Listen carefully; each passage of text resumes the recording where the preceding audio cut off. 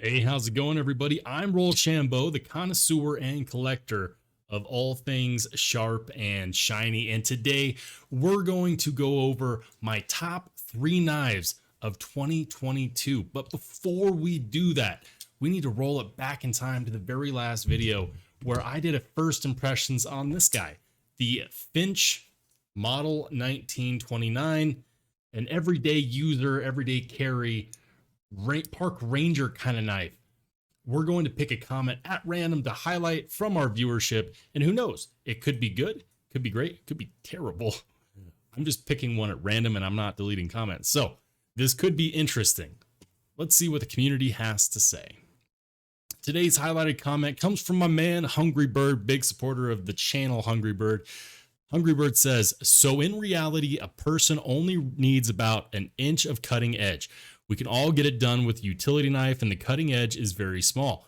Also, a 2.5-inch blade on an odium or something like this beauty being shown will be enough for most things, in my opinion. I do prefer the feel of a larger handle filling my hand, and larger knives in general, 3.5 to 4 inches, but can get the task done equally with a smaller knife. So, I agree 1,000,000%. Having grown up in rural America, I knew many a hunter who had knives about this size.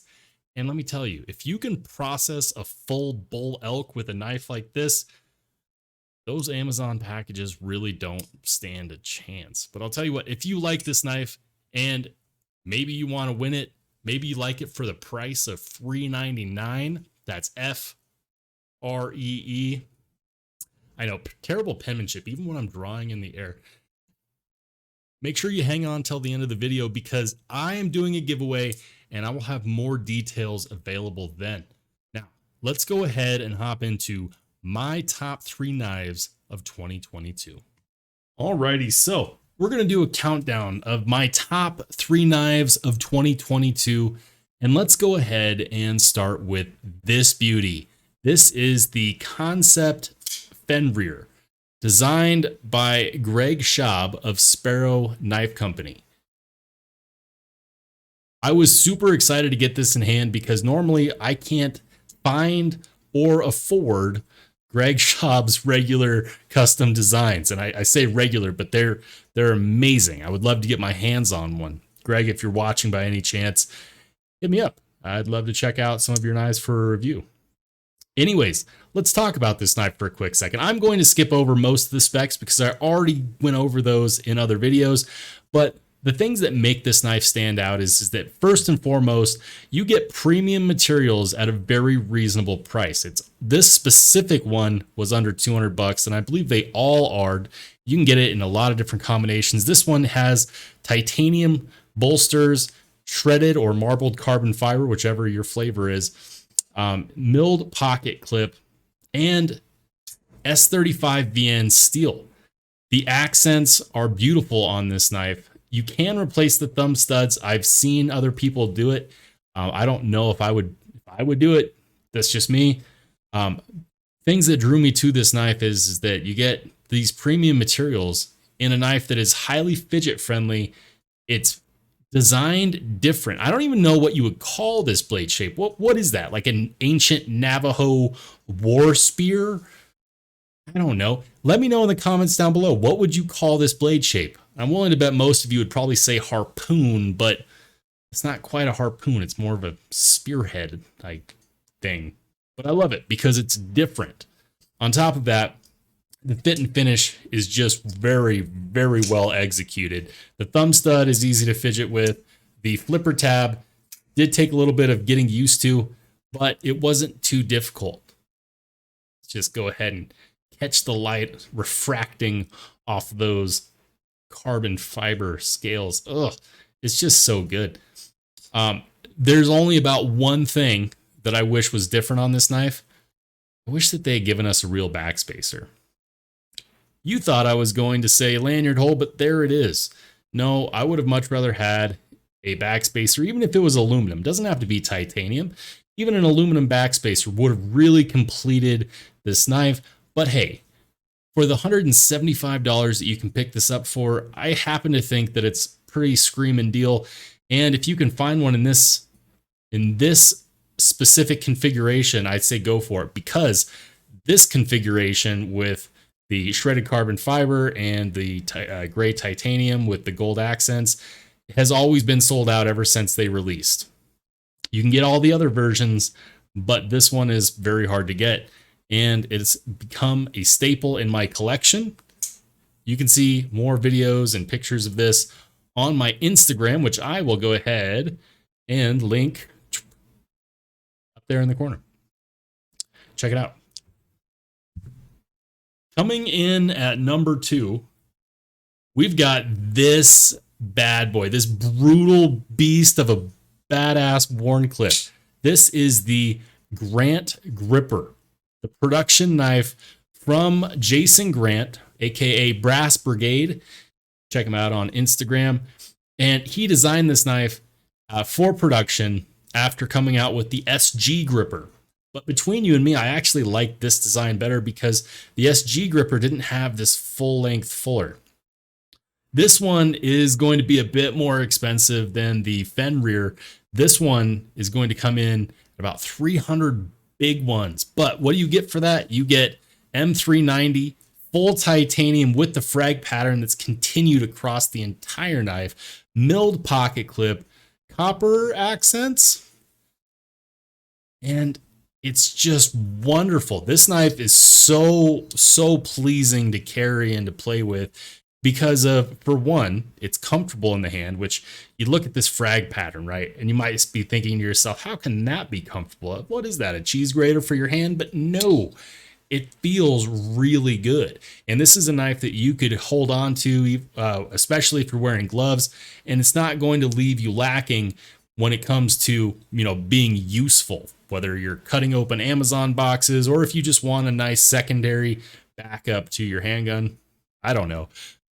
This is going to be one of those knives that you show off to people because it is premium, highly fidget friendly, and the sounds that it makes. I know my mic's probably not picking that up really well, so I'll go ahead and flick this next to the mic so maybe you can hear it. It reverberates and sounds very much like an integral, and that's probably because you get this full length backspace. Yeah, full length backspacer, and it's just nice. The design is beautiful. That two-tone finish on the blade, based on where the grind is. This hollow ground is being ground vertical, the flat being ground horizontal, and it's just a really nice contrast.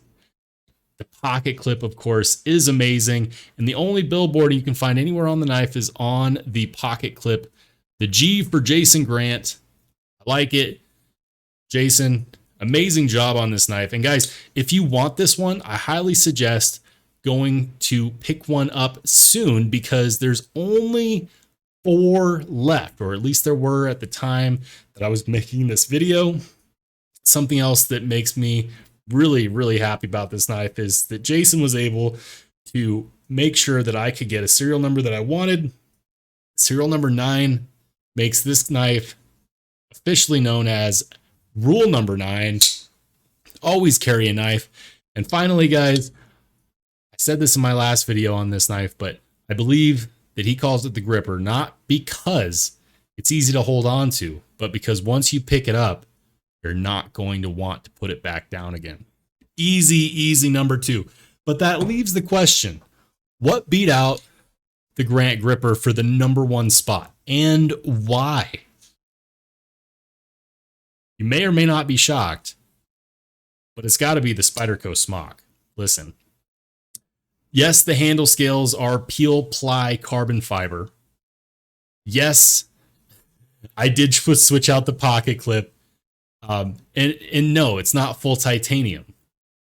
But what makes this knife so amazing to carry is the ergonomics, for one, are some of the best that I've felt on a knife. This is so easy in the hand. It feels nice and smooth. And they do make aftermarket scales for this, which if you're interested in that, maybe hit that subscribe button because I'm going to be doing some modifications to this knife very soon. And when that happens, you're not going to want to miss it. Let's talk about the materials real quick. Peel ply carbon fiber. So that is actually a layer of carbon fiber on top of G10. They shadow boxed the liner, which I actually prefer because if they inset that liner, it wouldn't have felt as good in the hand because it would have been too thin. This Warren's Foot sheep cliff style blade is kind of awkward looking, but it really, really grew on me, especially with that hollow grind. This knife is S30V steel and probably the most fidget friendly knife that I've ever come across. You can flick this out in multiple different ways. It's got a flipper tab. You can do the shake drop. You can do a lot with this knife. You can modify this right out of the box because it has a second detent ball. So based on what kind of feel you like, you can modify it to your taste. That's phenomenal. This was made out of the Spyderco Taichung Taiwan factory, which for factory knives, let me tell you, I think that they have the best tolerances out of any folding knife factory that I've run across. And considering that this is $200, it's significantly easier to get a hold of, especially now that they're available again, than something like the Grant Gripper or the Concept Fenrir, which, yes, you can get these right now, but you can't get this specific model. You can get this specific model. And also, this is highly customizable. Some of you might be wondering, why I didn't say that my favorite knife of 2022 was this Spyderco Para 3 that I did all these crazy modifications on. And the reason why this one doesn't fit that bill is because this one was purchased at the end of 2021. So we're not talking about that today, but I've got plans for this guy. And because there's aftermarket options available, this one is going to be, it's going to be ridiculous by the time I'm done modifying it. Guys, those are my top 3 knives of 2022. Before you leave, I'm doing a giveaway. The giveaway is to celebrate hitting the 500 subscriber mark, but we're not there yet. As of the time of making this video, I'm at 406 subscribers, which means that we are about 94 away, which I believe we are going to get the rest of the way here very shortly. What can you win in this giveaway? That is a great question.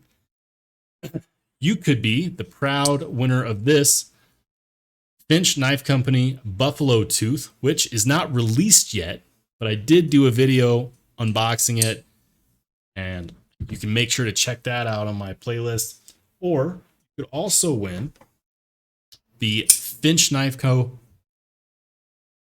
Model 1929. You could also win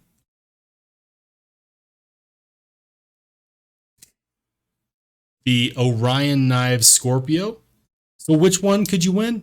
It depends. If you win, I'll let you choose one of these 3 knives. It'll be your choice. So if you don't like this style, maybe you like this style. Maybe you want the Finch Buffalo Tooth, and this specific one was given to me by Finch Knife Company before it was even released. So you could have what is quite possibly the very first released Finch Buffalo Tooth. And guys, this knife is just amazing. That action is silky, silky smooth. Listen, I'm only going to be qualifying people that are subscribed to the channel for the giveaway. So help me get to that 500 subscriber mark. And when we hit 500, I'll drop the giveaway and you could win one of these 3 knives. Thank you so much again for joining me today. If you liked the video, make sure you tap that like button. If you didn't, I'm sorry, you know what to do. Otherwise, I will see you on the flip side.